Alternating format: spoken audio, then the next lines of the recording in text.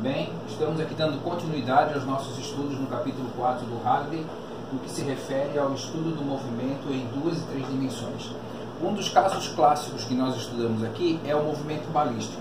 O movimento balístico ele está presente, por exemplo, quando você vai fazer o lançamento de um lance livre no basquetebol, quando você vai fazer o saque inicial numa partida de voleibol, quando você vai bater o tiro de meta, uma falta, enfim, todos esses casos são situações onde nós temos um movimento balístico. Bom, então o movimento balístico ele nada mais é do que um movimento horizontal, já que a bolinha ou o objeto que eu vou lançar ele sai daqui e se desloca horizontalmente no eixo X, mas também simultaneamente ele ocorre um movimento vertical, porque ele vai até um certo ponto e volta até o solo de novo, por exemplo, nesse caso aqui, certo? Então, qual que é o procedimento? Primeiro, esses dois movimentos a gente vai fazer análises deles separados, então cada movimento tem a sua independência, tá? Então, quando eu paro para analisar essa situação aqui em específico, o que eu observo? Eu vou ter uma velocidade inicial, uma V0, tá? Essa velocidade inicial ela vai ter que ter um ângulo para ser um lançamento oblíquo, né? Então, quando eu faço a decomposição vetorial, conforme nós vimos lá no capítulo 3, eu passo a ter uma velocidade inicial na direção X e passo a ter uma velocidade inicial na direção Y, o meu V0Y que está aqui. Quando eu passo para fazer a análise dos meus dados, se eu penso na análise vetorial dessas velocidades, eu posso escrever aqui a velocidade vetorial V, essa aqui, perdão, é igual à velocidade vetorial na direção X mais a velocidade vetorial na direção Y. E isso serve para qualquer ponto ao longo da minha trajetória. Se eu quero saber quanto que vale o módulo dessa velocidade, então a minha velocidade ao quadrado ela vai ser a minha velocidade x ao quadrado mais a minha velocidade y ao quadrado. Todas elas em módulo, nada de vetores como eu tenho aqui em cima, ok? Bom, agora vamos fazer a análise separadamente. O que eu tenho no movimento horizontal? No movimento horizontal, eu tenho uma velocidade inicial x, que é uma velocidade constante, ou seja, desde o início do movimento até ele se chocar novamente com o solo, por exemplo, nesse caso, eu tenho uma velocidade x que permanece inalterada, já que eu não tenho nenhuma aceleração agindo nessa direção e sentido, ou sentido oposto, né? Dessa forma, a minha velocidade vai ser o V0 vezes o cosseno de θ, né? Decomposição lá que nós vimos no capítulo 3. Se eu aplico a equação de que o ΔX é igual a velocidade vezes o tempo, já que ele é um movimento com velocidade constante, então o meu ΔX, x menos x0, x menos xi, né? Ele vai ser a velocidade inicial vezes o cosseno de θ vezes o tempo. Então essa é a função horária das posições no meu eixo X.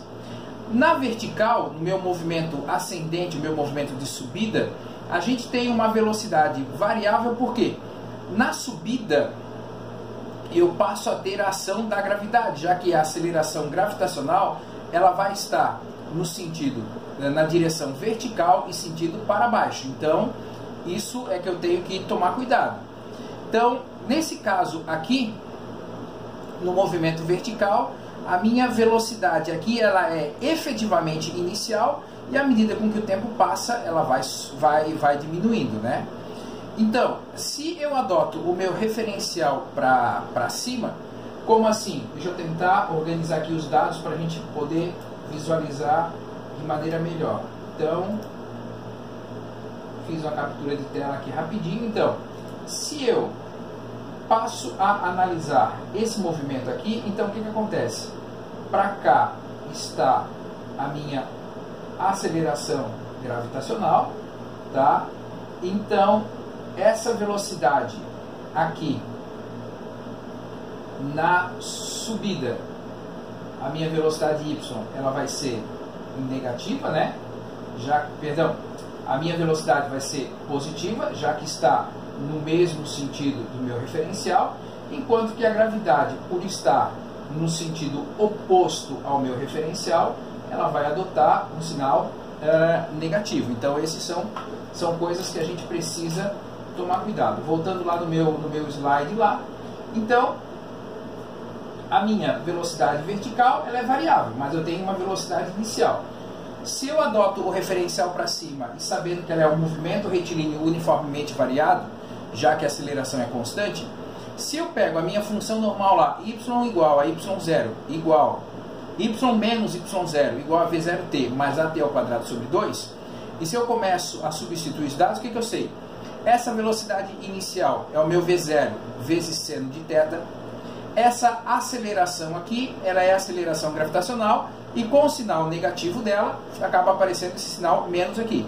Se eu já usei esse sinal negativo aqui, e eu quero usar essa equação pronta daqui para frente, eu não posso querer substituir no lugar do g de novo o menos 9,8, que aí nós vamos ter problema, tá?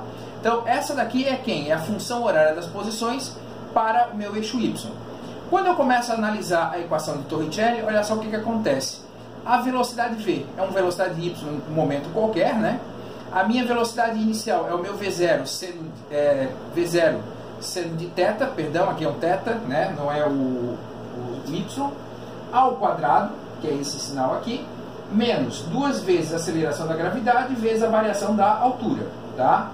Se, por exemplo, eu quero calcular qual que é a altura máxima, então o meu VY, esse cara aqui, vai ser 0, e se eu faço a devida substituição, eu acabo concluindo que, se no y máximo a velocidade é 0, eu consigo saber quanto tempo ele gasta para subir. Então, voltando aqui, função horária da velocidade, VY igual a V0Y mais A vezes T. Então, o meu VY continua aqui, o meu V0Y é o meu V0 seno de θ, por gentileza, aqui não tem o Y, né? Menos GT. Tá? Então, quer dizer que o meu tempo de subida ele vai ser V0 seno de θ sobre G. Se por acaso ele sai de uma altura e retorna na mesma altura, o tempo de descida é exatamente igual ao tempo de subida. Então quer dizer que simplesmente eu multiplico esse tempo de subida por 2 e eu encontro quanto tempo ele vai ficar no ar ao longo de toda a trajetória. Tá? Se por acaso ele não retorna no mesmo nível de onde foi lançado, aí eu tenho que analisar para ver, ele gastou tantos segundos para subir e para descer.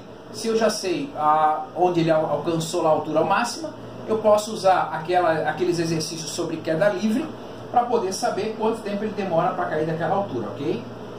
Bom, o que é a equação da trajetória? A equação da trajetória me permite fazer a seguinte análise. Se eu sei que esse pontilhado aqui é onde o meu objeto vai estar realizando o movimento dele, eu posso chegar numa equação onde, se eu substituir aqui um valor determinado para o x, eu consigo encontrar naquele x qual é a altura que ele vai estar naquele momento.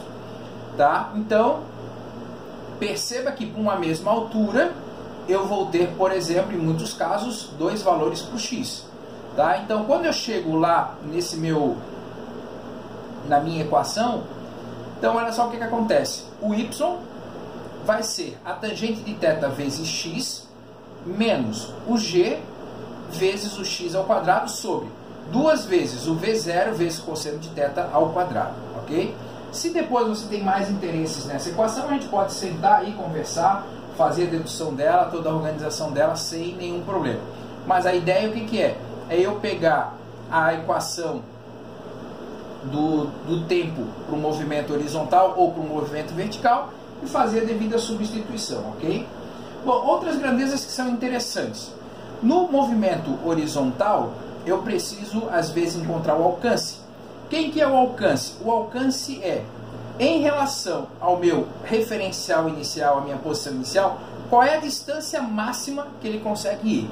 Tá? Então, aqui nesse caso, o meu alcance, ele é R igual a V0 vezes cosseno de θ vezes o T. Onde que esse T é quanto tempo ele vai ficar voando, né? Até que ele volte ao contato com o chão. No movimento vertical, o que acontece? Eu tenho que o Y, que é supondo que ele vai voltar na mesma altura, né? O zero no caso. Então o meu y é zero, eu tenho o v0 seno de θ vezes t, menos gt ao quadrado sobre 2. De onde está vindo essa equação? Só para a gente poder se situar, né? Essa equação ela está vindo daqui, ó, ok?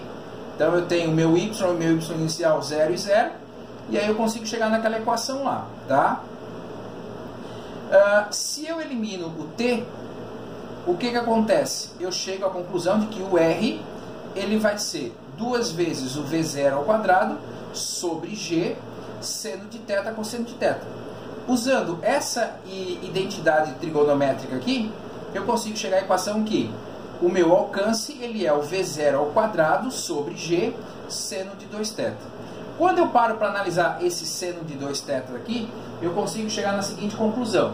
Onde que o seno é máximo? Qual é o ângulo que o seno assume o seu valor máximo? O valor máximo do seno é 1. Então esse seno igual a 1 vai acontecer quando esse ângulo aqui for 90 graus.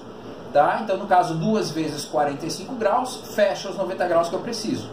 Dessa forma eu consigo provar que o alcance máximo para um lançamento oblíquo ele vai ocorrer quando eu tenho aqui um ângulo de 45 graus. E aí agora a gente começa a pensar em alguns exercícios. Por exemplo, no exemplo 4.04, que está lá na página 75 do Halliday, ele tem o seguinte enunciado. Na figura 4.14, essa que eu tentei reproduzir aqui no desenho, um avião de salvamento voa a 198 km por hora, que são 55 metros por segundo, a uma altura constante de 500 metros, rumo a um ponto diretamente acima da vítima de um naufrágio, para deixar cair uma balsa. Letra A. Qual deve ser o ângulo φ da linha divisada do piloto para a vítima no instante em que o piloto deixa cair a balsa? Então, o ângulo divisado que ele chama é esse ângulo aqui, considerando em relação esse triângulo aqui. Então, seria essa linha reta, né? Mas vamos lembrar que, na realidade, esse movimento aqui de queda do objeto ele é parabólico, já que a velocidade do objeto, se eu desprezo a resistência do ar, ela é constante para frente, né? E para baixo, no eixo Y, ela é um movimento de queda livre. Então, por isso é que acaba acontecendo esse movimento oblíquo. Mas quando ele fala em visada, eu considero aqui como sendo uma linha reta entre onde que ele vai chegar e de onde ele vai partir, tá? Então eu tenho essa altura inicial aqui, 500 metros, e a velocidade x, 55 metros por segundo. Para eu poder encontrar esse ângulo φ, eu vou usar pela tangente, já que eu conheço essa informação aqui, e essa informação aqui é perfeitamente possível de ser calculada.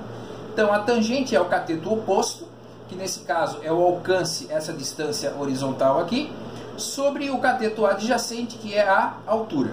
Bom, a altura eu já tenho aqui, 500 metros, mas eu ainda não sei quanto que é o alcance. Para eu calcular esse alcance, eu preciso analisar o que está acontecendo no movimento horizontal. No movimento horizontal, eu tenho um movimento de velocidade constante. Então, a minha distância, o x, vai ser igual a velocidade vezes o tempo. A velocidade do avião é a mesma com que o objeto está sendo solto, mas eu não sei quanto que é o tempo. Quando eu começo a analisar o movimento vertical e eu vejo que é uma queda livre, eu consigo calcular que o tempo de queda de um objeto em queda livre é a raiz quadrada de 2 vezes a altura sobre a gravidade. Fazendo esses cálculos aqui, eu sei que o objeto vai cair durante 10,10 segundos. Pegando essa informação e jogando aqui, a gente consegue chegar à conclusão de que na horizontal ele vai andar 555,58 metros aproximadamente. Com essa informação, aqui eu consigo achar que o ângulo θ vai valer 47,9 graus, ou seja, aproximadamente 48 graus. Tá? Bom, na letra B dessa mesma questão, ele vem com a seguinte pergunta. No momento em que a balsa atinge a água, qual é a sua velocidade v na notação dos vetores unitários e na relação módulo-ângulo? Perceba o seguinte, ele não está perguntando qual a velocidade horizontal ou qual a velocidade vertical, ele quer saber qual a velocidade v. Bom, na direção x, nós já sabemos que essa velocidade é constante e vale 55 metros por segundo. Então aqui 55 na direção I. Na direção Y, adotando esse referencial aqui, já que eu já conheço a altura máxima que ele vai ter, então a minha velocidade Y vai ser quem? O V0Y mais G vezes T. Então, inicialmente na direção Y ele não tem velocidade, mas eu sei que a aceleração gravitacional vale 9,8 e ele caiu durante 10,10 segundos. Isso faz com que a velocidade Y vá valer 98,98 metros por segundo. Então, a minha velocidade V, usando os vetores unitários, vai ficar 55i mais 98,98j. Pensando na questão entre o módulo e o seu ângulo, olha só o que acontece. Tá? A velocidade V vai ser a raiz quadrada do Vx ao quadrado mais o Vy ao quadrado, que vai chegar a 113 metros por segundo. Se eu quero, por exemplo, calcular esse ângulo θ aqui, a tangente desse ângulo θ vai ser quem? O cateto oposto, Vx, sobre o cateto adjacente, Vy, e esse ângulo θ, ele acaba valendo o quê? 29 graus. Tá? O outro exemplo que nós temos aqui, no 4.05, ele está fazendo uma análise de um lançamento a partir de um escorrega aquático. Tá? Então, ele faz lá toda a análise, e um dos vídeos mais impressionantes da internet mostra um homem descendo um grande escorrega aquático, sendo lançado no ar e mergulhando em uma piscina. Vamos usar dados realistas para calcular com que velocidade o homem chegaria à piscina. A figura mostra os pontos inicial e final da trajetória balística e um sistema de coordenadas com a origem no ponto do lançamento.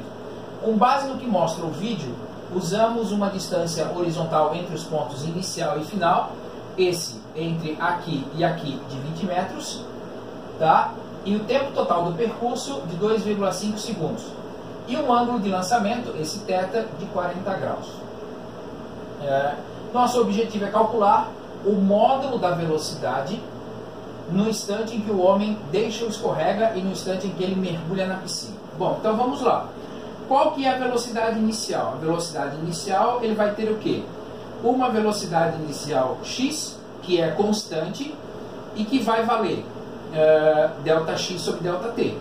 Se esse aqui, o Vx, ele é V0 cosseno de θ, e eu sei que o ΔX é 20 metros e o tempo é 2,5 segundos, eu consigo encontrar que a velocidade dele vai ser, a velocidade inicial, essa aqui, inclinada aqui, o módulo dela.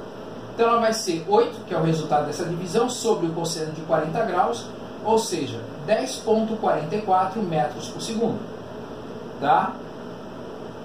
Agora, qual que é a velocidade final dele? Bom, quando ele vai cair aqui, ele tem a velocidade x, que são os 8 metros por segundo, só que essa velocidade y aqui, eu preciso calcular ela. Então eu tenho V0y, que está aqui, a aceleração gravitacional, g vezes t, que vale 2,5. Tá? Então essa velocidade y aqui está valendo o quê? Menos 17,79 metros por segundo. Bom, quando eu faço o cálculo aqui da velocidade igual a raiz quadrada do módulo da velocidade x ao quadrado mais o módulo da velocidade y ao quadrado, eu chego a 19,50 metros por segundo. Bom, por que essa velocidade aqui é maior do que essa? Por mais que no meu desenho aqui não tenha ficado perfeito, mas o desenho lá do Halliday, o que acontece? Existe uma diferença de altura entre onde foi lançado nesse ponto e onde ele chegou. Porque se ele tivesse saído exatamente da horizontal, como eu desenhei aqui de maneira equivocada, e ele chegasse também nessa mesma horizontal, a velocidade inicial aqui deveria ser exatamente igual a essa velocidade, só mudando a direção e sentido dela. Mas como o resultado dessa velocidade foi maior do que aqueles 8 metros por segundo, isso significa dizer que essa velocidade aqui, perdão, maior que os 8, não, maior que os 10,44, é que esse ponto de chegada do meu objeto, ele é abaixo do ponto de lançamento, ok? Bom, agora vamos pensar no movimento circular uniforme. o movimento circular uniforme ele é caracterizado por uma trajetória circular, tá? Com velocidade de módulo constante, mas a todo momento a direção e o sentido desse movimento está sendo variável. Então, por exemplo, quando eu olho nesse ponto aqui, imaginando um movimento circular no sentido anti-horário, né? Então, nesse ponto aqui, o vetor velocidade está assim, tá? Quando eu olho no outro ponto, o vetor velocidade está aqui. Então, daqui para cá, o valor da velocidade, por exemplo, se ele está a 50 km por hora, continua a 50 km por hora, só que as direções e os sentidos são diferentes. Quem é que faz alterar essa direção e o sentido? Essa alteração da direção e sentido do meu vetor velocidade, ela é feita mediante a aceleração centrípeta. Então, o meu vetor velocidade ele é tangente à circunferência e o meu vetor aceleração centrípeta ela é radial. Então, ela tem a direção do raio, ela está sobre o raio e é voltada para o centro da circunferência. Então, nesse caso, o sentido. Se eu quero calcular o módulo dessa aceleração centrípeta, a aceleração centrípeta ela vai ser a velocidade ao quadrado dividido pelo raio da minha circunferência, tá? Quando eu começo a pensar na possibilidade de envolver algumas grandezas cíclicas nesse movimento, então o que acontece? Por exemplo, uma das grandezas é o período.